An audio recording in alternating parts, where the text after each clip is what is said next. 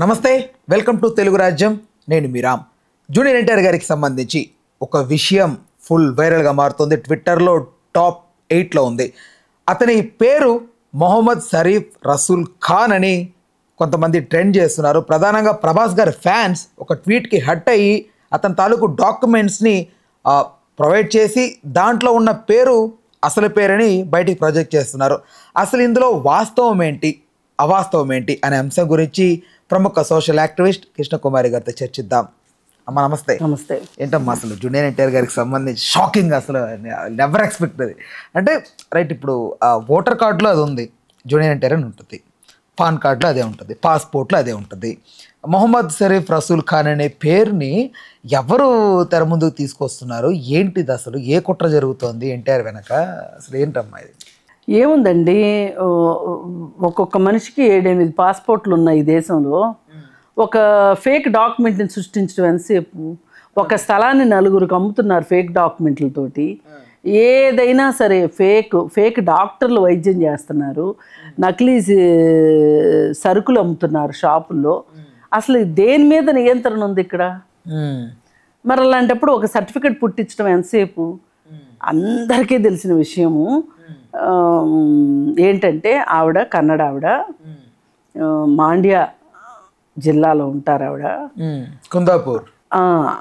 అయితే ఆవిడ హైదరాబాదులో ఉద్యోగం నిమిత్తం వచ్చినప్పుడు హరికృష్ణ గారు ఆవిడ్ని ప్రేమించటము, వారిద్దరు సహజీవనం చేయటము, ఈ ఎన్టీఆర్ పుట్టడము అంతా యాదృచ్ఛికంగా జరిగిపోయింది. వాళ్ళు కావాలనుకున్నారు, ఇది వాస్తవం, దీన్ని ఎవరో మార్చలేరు. సరే, ఆ తర్వాత పెరుగుతున్న క్రమంలో ఎన్టీఆర్ గారికి దగ్గర అయ్యాడు. ఎన్టీఆర్ గారు నా వారసుడు అని చెప్పి ప్రకటించాడు అని చెప్పి హరికృష్ణ చెప్పారు. సరే, ఏది ఏమైనప్పటికీ వారసుడు అంటే వారసుడు లాగానే ఉన్నాడు మొదట్లో. ఆ భారాన్ని, ఆ బాధ్యతను కూడా మోస్తున్నాడు అమ్మాయి. ఇప్పుడేం మోయట్లేదులేండి. ఇప్పుడు మోస్తే గనక 2-3 సందర్భాల్లో ఆయన మోసిన భారం ఏంటో చూసాక గోడ మీద పిల్లిలాగా ప్రవర్తించాడు. అంత గోడ మీద పిల్లిలా ప్రవర్తించాల్సిన అవసరం లేదు. రాజకీయాలు వేరు, మామూలుగా ఫిలిం పరంగా ఓకే. అదే ఫిలిం పరంగా నటన ఇదొక ప్రపంచం, వ్యక్తిగతం ఒక ప్రపంచం. కానీ ఈ రెండిట్లో ఉన్నది ఒకే మనిషి కదా. ఒకే మనిషి అన్నప్పుడు ఒకలానే ప్రవర్తించాలి తప్పితే, అంటే ఇంట్లో నటించమని చెప్పట్లేదు నేను, బయట జీవించమని చెప్పట్లేదు. ఏదైనా ఇప్పుడు చాలామంది హీరోలకి కొన్ని సంకట పరిస్థితులు వస్తుంటాయి. అప్పుడు వాళ్ళు సంకట పరిస్థితులనే కాదు, ఒక్కొక్కసారి వాళ్ళ పాత్ర వాళ్ళు సమాజం కోసం పనిచేయాల్సిన సందర్భం వస్తుంది. ఆ వచ్చినప్పుడు వాళ్ళు ఆ పాత్రను పోషించారా లేదా అనేది, పోషించిన వాళ్ళకి ఏ విధమైన గౌరవం దక్కుతుంది, పోషించిన వాళ్ళకి ఏ విధమైన గౌరవం దక్కుతుంది అందరికీ తెలుసు. ఇప్పుడు 77 తుఫాన్ వచ్చింది. తుఫాన్ వచ్చినప్పుడు హీరోలు హీరోయిన్లు అందరూ కలిసి జోలి బట్టి డబ్బులు కలెక్ట్ చేసి ఆ ఉప్పిన బాధితులకి ఇచ్చారు. అలాగే అంతకుముందు వార్ వచ్చినప్పుడు కానీ, 71 వార్ అప్పుడు కానీ, లేకపోతే 64 వార్ అప్పుడు కానీ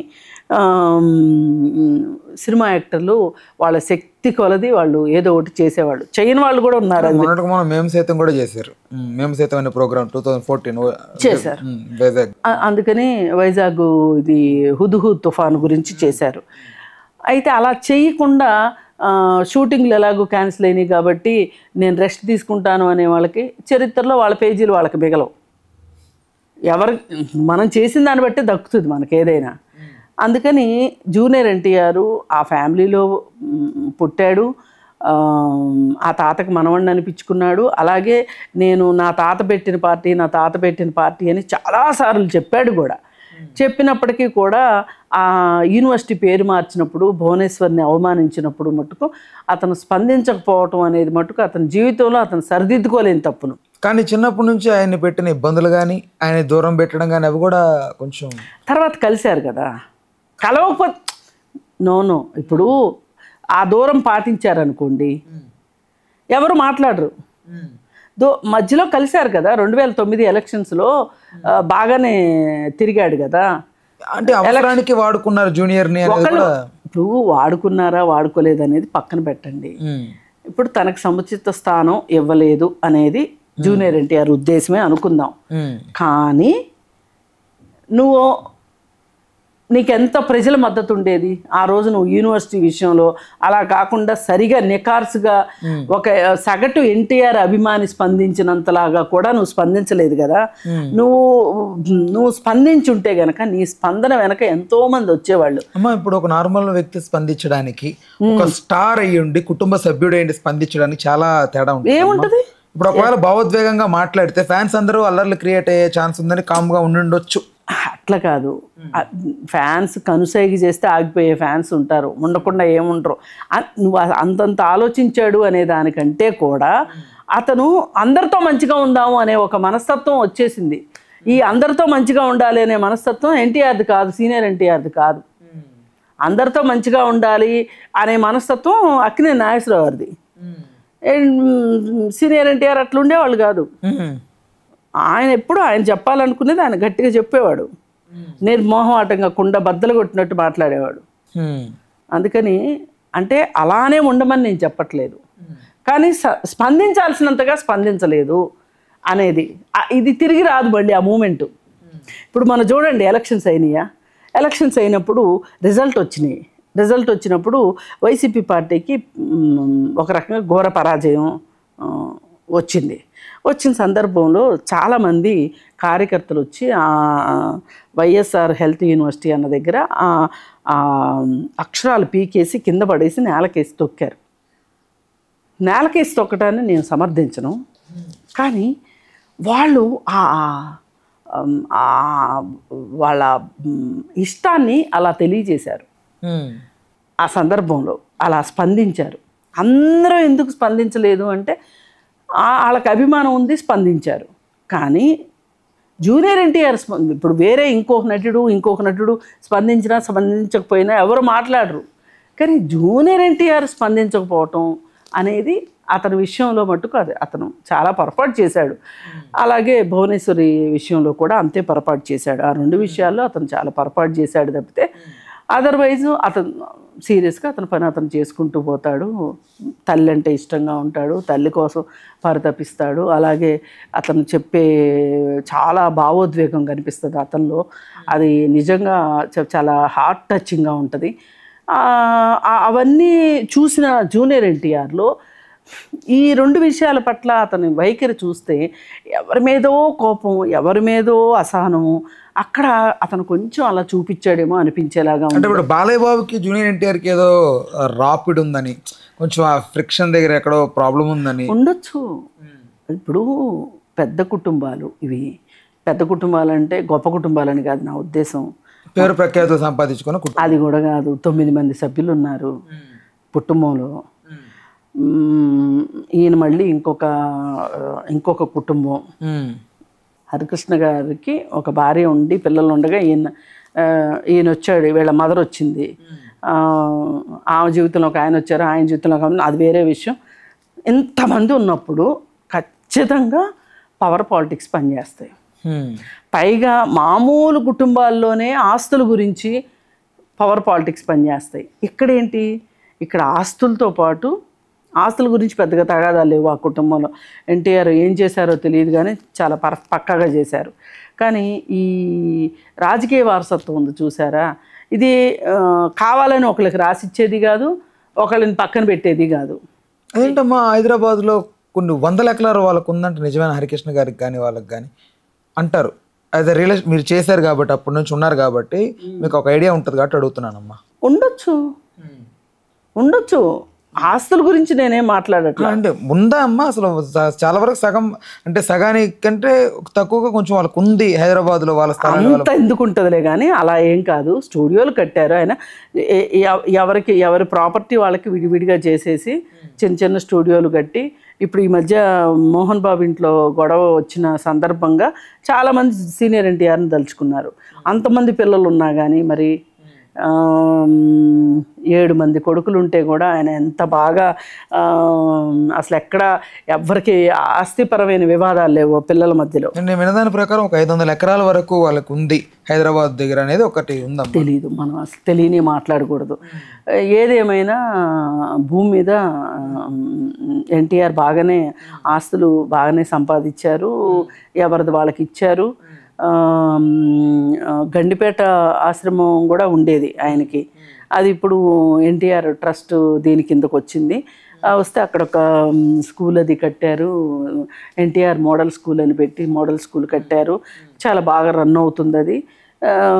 ఏది ఏమైనప్పటికీ ఈ ఈ కుటుంబంలో ఈ మాట తీసుకురావడం వెనకమాల ఇదేదో ఆకతాయి పనిలాగానో లేకపోతే కక్ష సాధింపు చర్యగా వచ్చిన విషయమే తప్పితే ఇది వేరే విషయం కాదు. అయితే నమ్మ మీకు ఒకసారి ఈ డాక్యుమెంట్ ఒకసారి ఇట్లా ఫేక్ డాక్టరేట్లే తీసుకుంటుంటే ఇప్పుడు నిన్న ఒక ఆమె ఒక డాక్టరు ఆమె మామూలుగా MBBS చదివి కష్టాలు పడి ప్రాక్టీసులు చేసి చాలా ఇబ్బందులు పడి నేను చూడక్కర్లేదు అంటే ఏం లేదమ్మా, అస్సలు చూడక్కర్లేదండి. ఇక్కడ ఏంటంటే ఒకసారి అదేనమ్మా ఏమండి ఎక్సెల్ షీటు స్టాంపు నేను చదువుతాను ఒకసారి. అక్కర్లేదు, మీరు కావాలంటే స్క్రీన్ మీద వేసుకోండి, అక్కర్లేదు. నేను అసలు నమ్మను ఇది, ఎందుకంటే దిస్ ఈస్ ఫ్యాబ్రికేటెడ్. ఎవరు క్రియేట్ చేశారో అసలు నిజానికి వాళ్ళని శిక్షించాలి. అంటే ఇంతలానా చేయగలిగే? అదేనమ్మా, PTIN నెంబర్ ఇచ్చారమ్మా, owner father name Nandamuri Harikrishna అని ఇచ్చారు, అడ్రస్ 10-3-110A/2 ఇచ్చారు, మొబైల్ నెంబరు ఇవ్వలేదు, సర్కిల్ 12 మెహదీపట్నం అని ఇచ్చారమ్మా, మన దగ్గర Mehdipatnam. And sub registration office ఇవ్వలేదు, రిజిస్ట్రేషన్ డేట్ ఇచ్చారు, బిల్డింగ్ యూసేజ్ RES అని ఇచ్చారు, యాన్యువల్ ట్యాక్స్ 10,718 అని ఇచ్చారు. And owner name Mohammed Sareeb Rasool Khan, NTR గారి పేరు అన్నట్లుగా దీన్ని సర్క్యులేట్ చేస్తున్నారమ్మా. సో ఇది ఓవరాల్ గా వాళ్ళు ఫ్యాబ్రిక్. వాళ్ళు అయోధ్య నగర్ ఏదో ఉంది మెహదీపట్నం దగ్గర, ఆ కాలనీలో ఉండేవాళ్ళు జూనియర్ ఎన్టీఆర్ చిన్నప్పుడు. లొకాలిటీ హుమయూన్ నగర్ అంట, హుమయూన్ నగర్ ఆ ఏరియాలో. ఇది ఎలా ఫ్యాబ్రికేట్ అవుద్ది? కాదు, ఆ ఇంటి ఓనర్ పేరు అయ్యి ఉండొచ్చు అది. ఓకే, అంటే తండ్రి పేరేమో హరికృష్ణ అని ఇచ్చి కొడుకు పేరేమో ఇలా ఇవ్వడం ఎట్లా అమ్మా? మొహమ్మద్ సరీబ్ రసూల్ ఖాన్ అని ఏంటమ్మా ఇది కన్ఫ్యూజన్? కాదమ్మా, నేనేమంటున్నా, ఇదే ఇంట్లో జూనియర్ ఎన్టీఆర్ అద్దెకుండా ఉండొచ్చు. ఇప్పుడు మిగతా పేపర్ అంతా తీసి ఆ ఒక్కటి ఫ్యాబ్రికేట్ చేయడం ఎంతసేపు? ఇప్పుడు దొంగ డాక్టరేట్లే తెచ్చుకుంటున్నప్పుడు ఒక చిన్న సర్టిఫికేట్ తీసుకురావడం ఎంతసేపు? ఇప్పుడు ఇట్లా ఫ్యాన్స్ గొడవలు పడుతూ ఫ్యాన్స్ ఇట్లా వారికి దిగి ట్విట్టర్లో ఇట్లా సోషల్ మీడియాలో ఇప్పుడు ఒక స్టార్ ని సైతం ఇబ్బంది పెట్టేలాగా వాళ్ళ ఫ్యామిలీని పోక్ చేసేలాగా చాలా తప్పు, ఇది చాలా తప్పు. దీని వెనక ఎవరున్నారో వాళ్ళని గట్టిగా శిక్షించాలని నేను కోరుకుంటాను. అంటే ప్రభాస్ ని ప్రభు పాలన కూడా అన్నారమ్మా, అంటే ఫ్యాన్స్ కొంచెం తారక్ ఫ్యాన్స్ కూడా కొంచెం ఇప్పుడు ఫ్యాన్ వారు జరుగుతూ ఉంటుంది. ఇప్పుడు వీళ్ళు ఒకటేస్తే వాళ్ళు కూడా ఈ పేరు అతనిది అనేంత వరకు ఎల్లుంటే అది వేరుగుండేది. కానీ వీళ్ళు ఒక సర్టిఫికెట్ క్రియేట్ చేశారు కదా, ఇది తప్పు. అతన్ని క్రిస్టియన్ గా చూపించాలనుకున్నారు ఎవరు? ఎన్టీఆర్ ఫ్యాన్స్. ప్రభాస్ ఫ్యాన్స్ ఇన్ని ముస్లిం గా చూపించదలుచుకున్నారు. అది ఇక్కడ ఇంకోటి ఏంటంటేనమ్మా, ఈ ఫస్ట్ నుంచి మీరు అందాక అన్నారు బ్రాహ్మణ్ అని. మామూలుగా ఎన్టీఆర్ గారి వాళ్ళ అమ్మగారికి ఎప్పటి నుంచో ఉండే ఏంటంటే ఆవిడ ముస్లిం అనేది అది ఉందమ్మా అందరిలో. ఎలా ఒక్కొక్కసారి ఒక్కొక్క రూమర్ వస్తూ ఉంటుంది, వచ్చిన రూమర్ వచ్చినట్లు అలా వెళ్తూ ఉంటుంది. ఏది ఏమైనా మరి ఆవిడ పేరు కూడా ముస్లిం పేరు ఉండాలిగా. ఈ కొడుకు పేరే ముస్లిం, ఆమె ముస్లిం అయినప్పుడు ఆమె పేరు ముస్లిం ఉండాలిగా.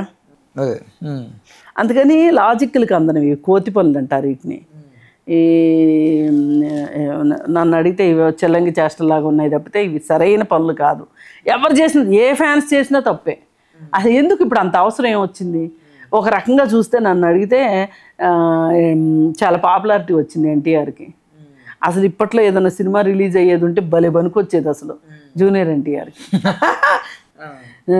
అందుకని ఏమీ బాధపడక్కర్లేదు. అసలు ఎవరు ఏ కులం అయితే ఏంటి, ఎవరు ఏ మతం అయితే ఏంటి, ఇప్పుడు మీకు వచ్చిన నష్టం ఏంటి? ఇప్పుడు అతను ముస్లిము, ఆయన సినిమాలు చూడటం మానేస్తారా? అసలు సినిమా చూసేది ఎందుకు? ఆయన యాక్షన్కి, ఆయన ఫైట్లకి, ఆయన డైలాగ్ డెలివరీకి, ఆయన యాక్షన్ కోసం సినిమా చూస్తారా, లేకపోతే ఆయన ఏ క్యాస్ట్ చూసి సినిమా చూస్తారా?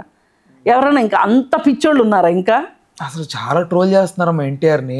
అసలు ఎట్లా అంటే బాంబ్ బ్లాస్ట్ బాద్షా సినిమాలో ఉంటుంది, ఆ బాంబ్ బ్లాస్ట్ అయితే జూనియర్ ఎన్టీఆర్కి లింక్ చేసి ట్రోల్స్ వీడియోస్ ఇట్లా ఎంత అంటే ఇంకొకటి ఎవరైతే ఉగ్రవాదుల టెర్రరిస్ట్ హెడ్ ఉన్నాడో హఫీజ్ సయీద్, అతని ఫేస్కి జూనియర్ ఎన్టీఆర్ ఫేస్ లాంటిది ఒకటి క్రియేట్ చేసి ఆర్టిఫిషియల్ ఇంటెలిజెన్స్ దాన్ని ప్రొజెక్ట్ చేస్తున్నారు. చూసారుగా మరి ఆర్టిఫిషియల్ ఇంటెలిజెన్స్ ఎంత పని చేస్తూ.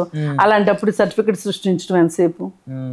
అందుకని ఒట్టి మాట నేనంటాను, అసలు ఇంకా అడ్డం తిరిగి మాట్లాడతా ఇప్పుడు. అయితే ఏంటి, ముస్లిం అయితే ఏంటి, మీకు వచ్చిన ఇబ్బంది ఏంటి? అంటే ఈ టైంలో మత కల్లోలాలు లేగుతున్నాయి కదా. ఎందుకు లేగుతాయి మత కల్లోలాలు? ఇప్పుడు ఇక్కడున్న ఓవైసీతో సహా పాకిస్తాన్కి బుద్ధి చెప్పాలి అని మాట్లాడుతున్నాడు. అవునా?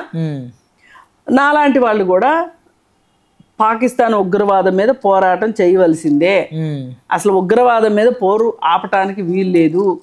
కాకపోతే నాలాంటి వాళ్ళ ఆలోచన ఎలా ఉంటుంది అంటే, ఈ ఉగ్రవాదాన్ని నిర్మూలించటానికి అసలు ఎవరు వీలైతే వాళ్ళు సహాయం రావాలంట.